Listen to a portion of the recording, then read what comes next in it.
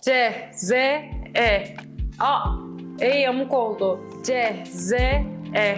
Merhaba, ben Cemile Zeynep Er Yılmaz. Defterleri kaldırdım.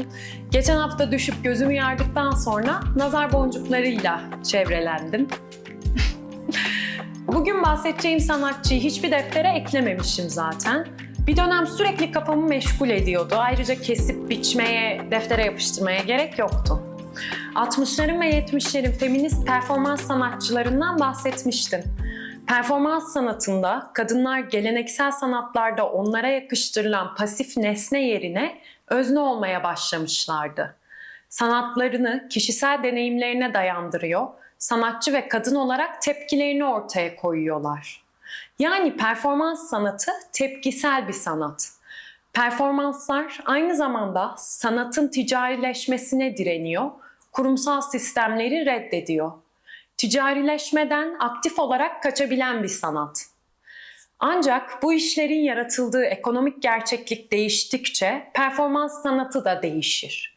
Yükselen kiralar, düşen ücretler ve sanat fonlarının kesintileri sanatçıların artık terk edilmiş depoları işgal edemeyeceği ve büyük şehirlerde ucuza yaşayamayacağı anlamına gelir. Geçen haftalarda Alman hükümeti Berlin'in kültür bütçesinde büyük kesintiler yapılacağını söyledi. Şehrin kültür bütçesinden 130 milyon euro kesilecek. İngiltere'deki Yerel Yönetimler Birliği'nin yeni araştırmasına göre sanata yönelik devlet yardımı İngiltere'de %18, İskoçya'da %22, Galler'de %25 ve Kuzey İrlanda'da %66 oranında azaldı.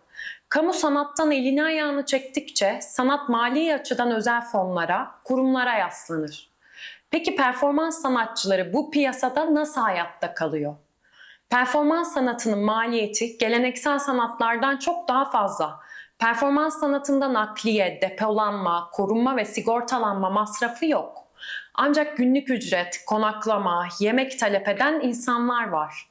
Bir performans ne kadar uzunsa maliyeti de o denli artar. Bu nedenle performanslar genellikle açılış geceleriyle sınırlanır ya da yüzlerce bilet satabilen büyük ölçekli kurumlarda, müzelerde gerçekleştirilir. Büyük ölçekli kurumlarda yalnızca en ünlü sanatçıların performanslarını bünyesine alır veya en ünlü sanatçılara seçkin kalabalıklara sunulacak gösteriler yaratması için para öder.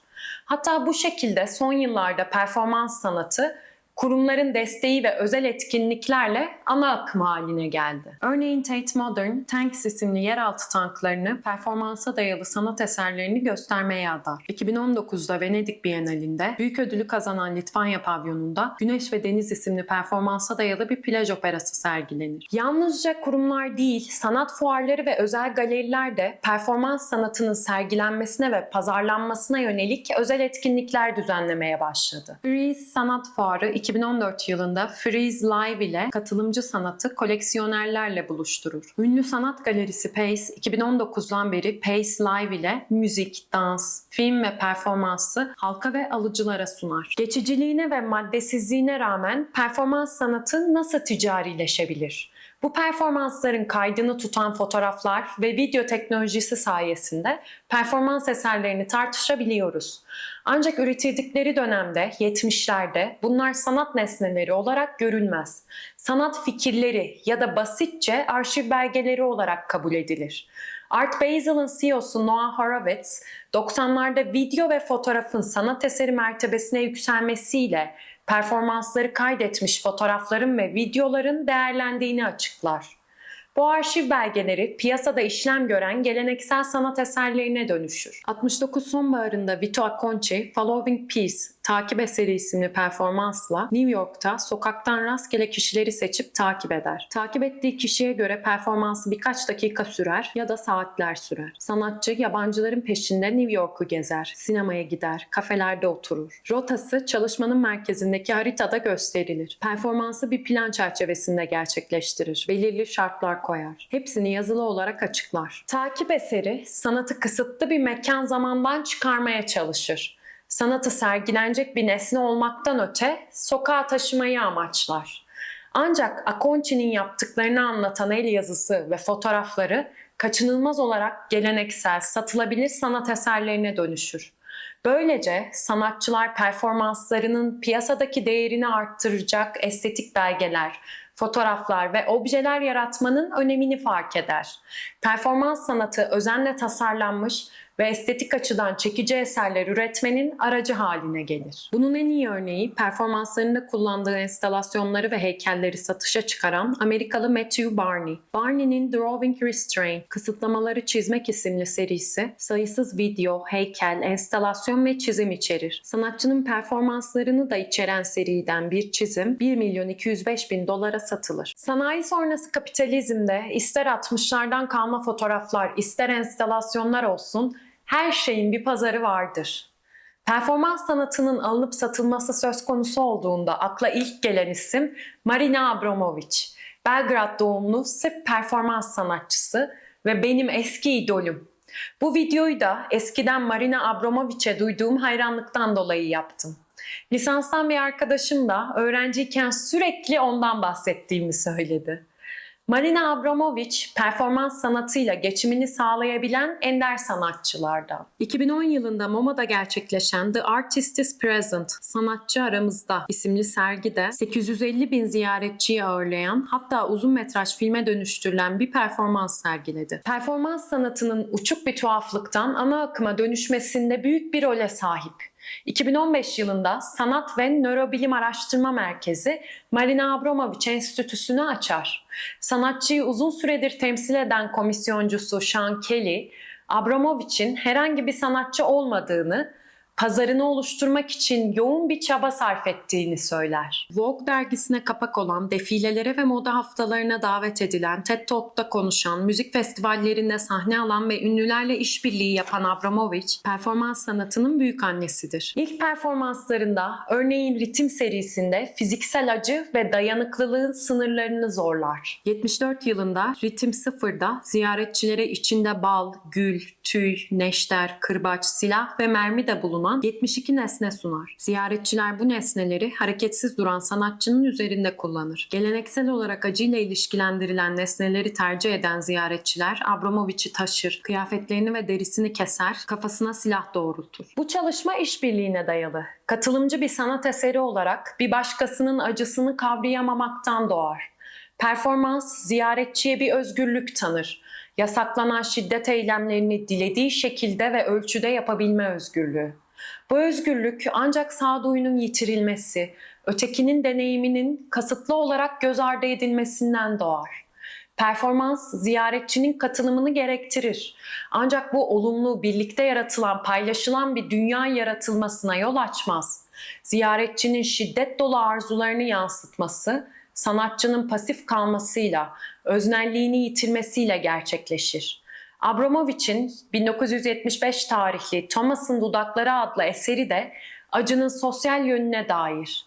Sanatçının notlarına göre performans ancak bir izleyici müdahalesiyle sona erebilir. Gümüş bir kaşıkla 1 kilo balı yavaşça yiyorum. Kristal bir bardaktan yavaşça 1 litre şarap içiyorum. Karnıma jiletle 5 köşeli bir yıldız çiziyorum. Blok buzlardan yapılan bir haçın üzerine uzanıyorum. O sırada karnıma bir ısıtıcı doğrultuluyor. Sıcaklık kesik yıldızın kanamasına neden oluyor. Vücudumun geri kalanı donmaya başlıyor. İzleyenler altımdaki buz bloklarını kaldırarak performansı yarıda kesene kadar buzdan haçın üzerinde kalmaya devam ediyorum. Acıyı hissetmeyene kadar kendimi kırbaçlıyorum. Müdahale edilene kadar bu hareketleri tekrarlıyorum. Sanatçı bir süre sonra acıyı hissetmediğini de ekler. Seyirci hala eserde sanatçıyla işbirliği içinde ama sınırlı ölçüde. Abramović bedenini bir dizi acı verici eyleme maruz bırakır, keser, kanatır, kırbaçlar. İzleyicinin bu eylemleri acı verici ve yıkıcı olarak tanıması ve sanatçıyı kurtarması gerekir. Sanatçıyı kendine rağmen kurtarması gerekir. Thomas'ın dudaklarında acı iletilen ya da paylaşılan bir şey değil, ötekine yansıtılan bir tehlikedir. Acı, ötekinin hissedip hissetmediğini anlamaya ve onu tanımaya yarar. Abramović eseri 30 yıl sonra 2005 yılında tekrar sergiler. 7 Basit Eser isimli performansının bir parçası olarak. Abramovich, Thomas'ın dudaklarıyla birlikte aralarında Vito Acconci, Joseph Beuys, Vale Export'un performanslarının da bulunduğu 7 ünlü eseri yeniden sergiler. Thomas'ın dudaklarının yeni halinde Abramovich karnını 3. kez yıldız şeklinde keserken izleyicilerden biri "Bir daha yapmak zorunda değilsin" diye bağırır. Bu bağırışla tüm izleyiciler sanatçıya durması gerektiğini haykırır. Sanatçının kendine verdiği acı nedeniyle dehşete düşerler. Sanatçının acısı izleyicinin dehşeti olur. Bu eserler Ritim Sıfır ve Thomas'ın dudakları yalnızca fiziksel acıyla sınanan bir bedeni göstermez. Acı toplumsal olarak deneyimlenir. Abramovich fiziksel acıyı icra ederken kendini ziyaretçinin duygularını yansıtacağı bir tuvale dönüştürür. Eseri tekrar sergilerken Thomas'ın dudaklarının oldukça otobiyografik bir eser olduğunu söyler. Eseri yeniden sahnelerken bazı unsurlar ekledim. Annemin 2. Dünya Savaşı'nda taktığı şapkayı, Slav ruhunun kaderinden bahseden bir Rus şarkısını. Ama eklediğim en önemli şey Çin Seddi'ni yürürken giydiğim ayakkabılar, Çin Seddi'nde kullandığım sopa. Hayatında önemli bir yere sahip Çin Seddi yürüyüşü 88 yılında o dönem birlikte çalıştığı sevgilisi Ulay isimli sanatçıyla yaptığı bir performans.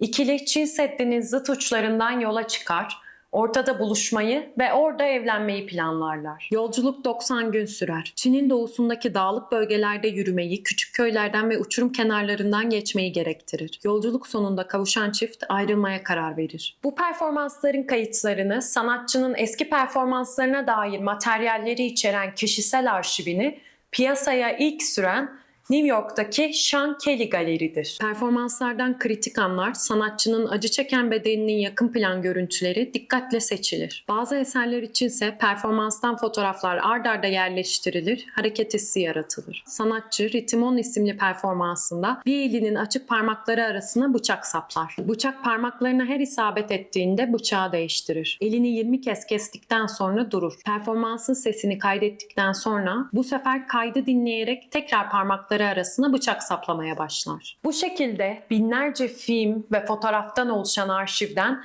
12 fotoğraf özenle seçilir. Her birinden 16 adet bastırılır.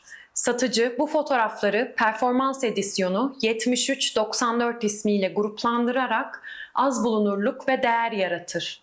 Her fotoğrafa sanatçı tarafından yazılmış, işin yanında sergilenen, performansı kısa ve açık biçimde anlatan çerçeveli bir metin eşlik eder. Bu erken dönem performansları koleksiyoncular için en değerli olanlardır ve galeriler tarafından yeniden basılabilir.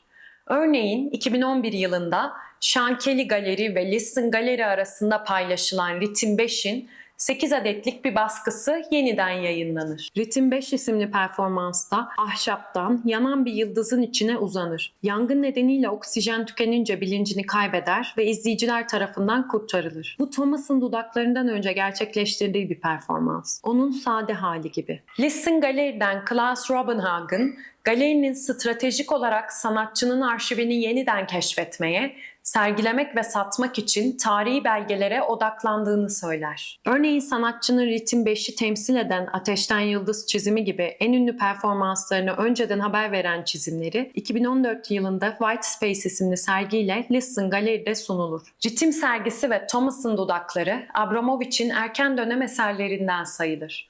2002 yılında House with an Ocean View, Okyanus manzaralı ev isimli performansla ziyaretçilerle acıdan farklı yollarla iletişim kurmaya çalışır. Sanatçı galeride 12 gün ve gece boyunca duş, tuvalet, yatak ve sandalye bulunan 3 platformun üzerinde yalnızca su içerek meditasyon yaparak hayatta kalır. Günlük hayatın ritüelleri teatralleşir. Uyumak, içmek, tuvalete gitmek. Sıradan faaliyetler törene dönüşür. Kıyafetleri çıkarmak, katlamak, duşa girmek, musluğu açmak. Gündelik aktiviteler sanattan sayılır. Fluxus grubundan bahsederken aralarında Yoko Ono, Namjoon Paik ve Joseph Beuys'un bulunduğu sanatçı grubunun sanat ve günlük hayat arasındaki ayrımı kaldırmak istediğini anlatmıştım.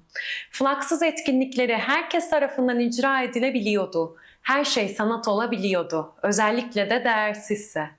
Okyanus manzaralı evden 40 yıl önce Alison Noss, Salata Yap isimli performansta salata hazırlamayı, gündelik bir aktiviteyi sanat formuna dönüştürmüştü. 1952'de John Cage piyano için 4.33'ü yazar. Piyanist 4 dakika 33 saniye boyunca sessizce oturur. Dışarıdan gelen sesler ve salondaki kalabalığın sesi müzik haline gelir. Sanatçı insanları etrafındakileri dinlemeye ve fark etmeye zorlar.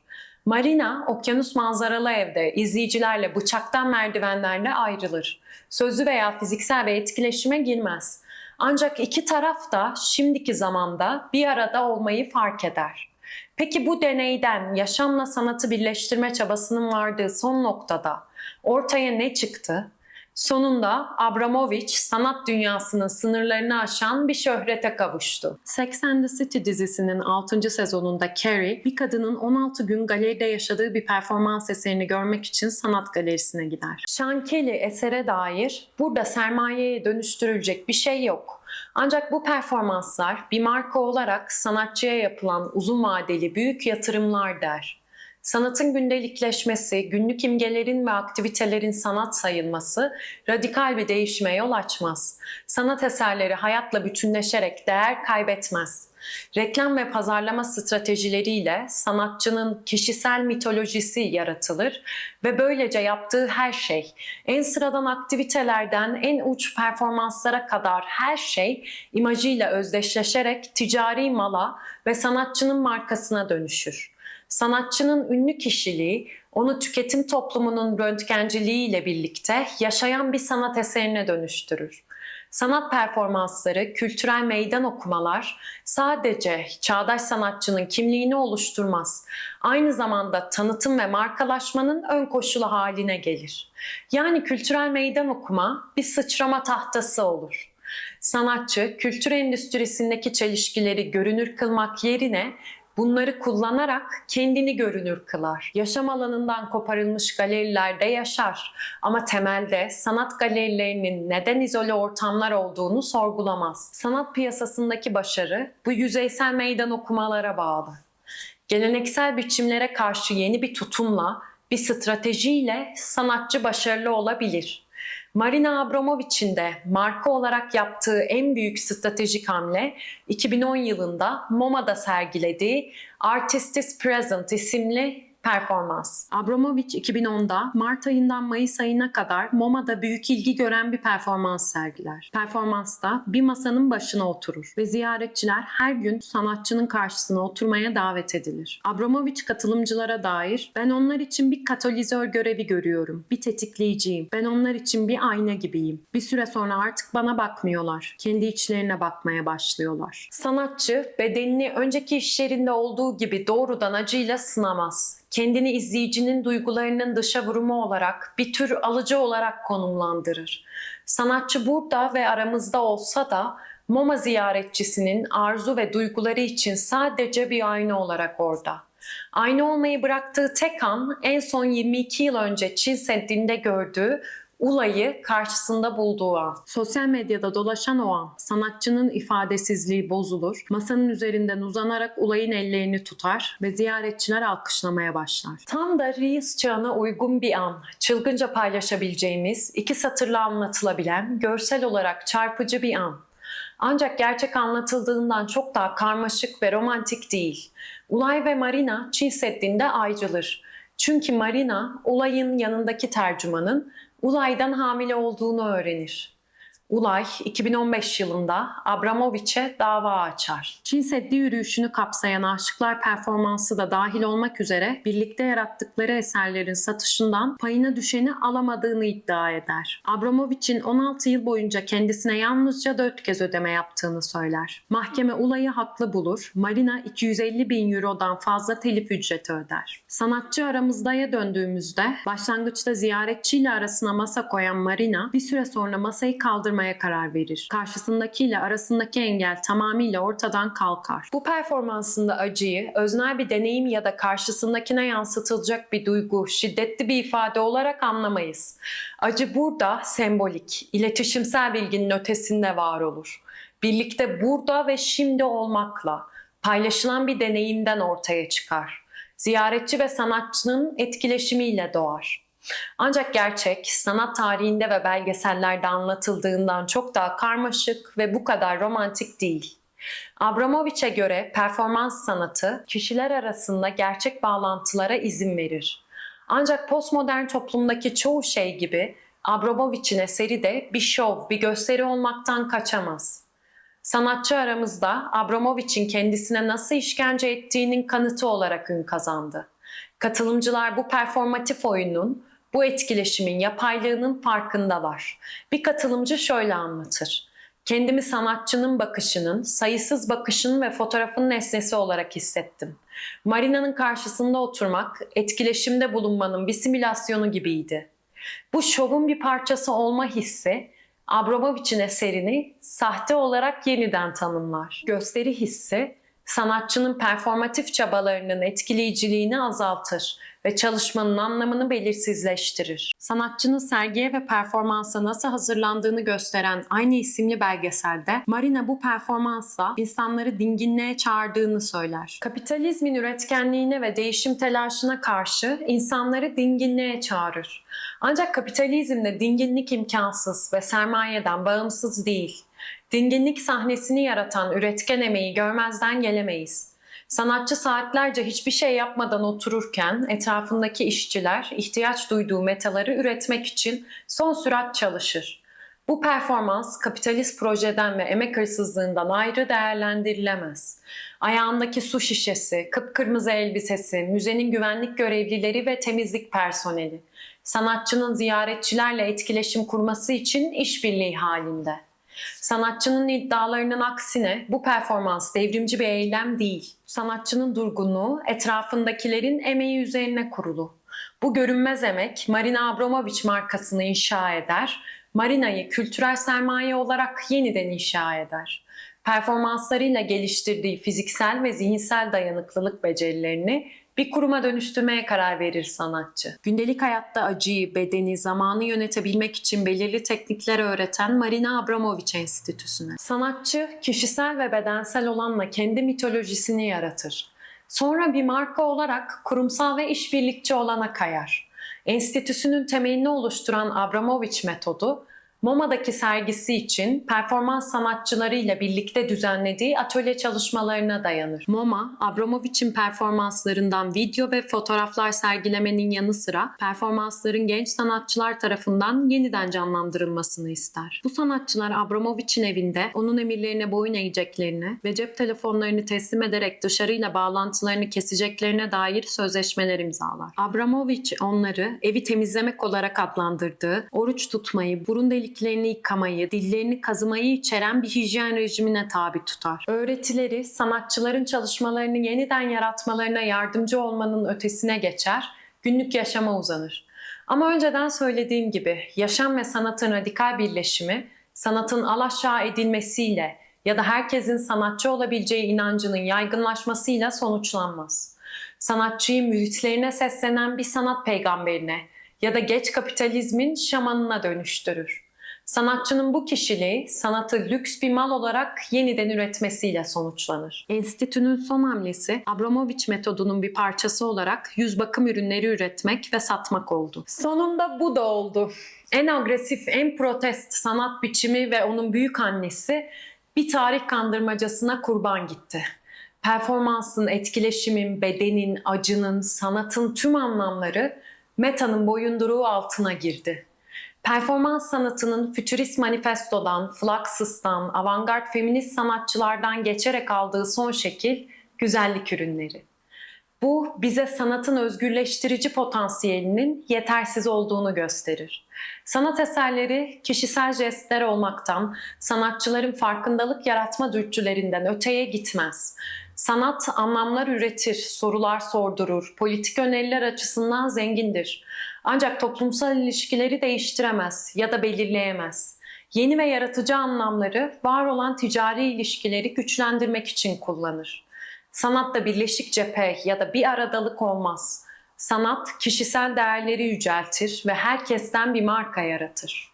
Performans sanatı da sanatçının pazar payını arttıran, satış ritmini yükselten bir gösteri, şöhretin bir işareti haline gelir.